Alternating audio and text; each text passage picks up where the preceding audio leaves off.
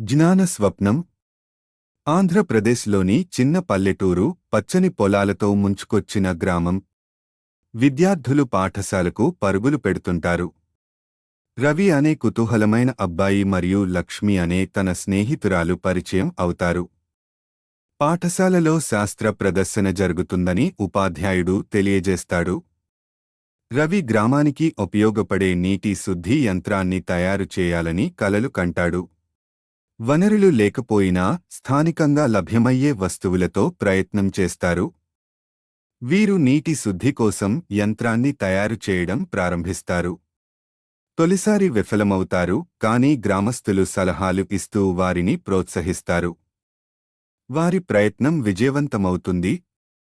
నీటి శుద్ధి యంత్రం పనిచేయడం చూసి గ్రామస్తులు సంతోషం వ్యక్తం చేస్తారు. గ్రామంలో ఆనందోత్సవం జరుగుతుంది. ఉపాధ్యాయుడు విద్య యొక్క ప్రాముఖ్యతపై ప్రసంగిస్తాడు. గ్రామస్తులు మరియు విద్యార్థులు గర్వంగా ఉంటారు. నైతికం.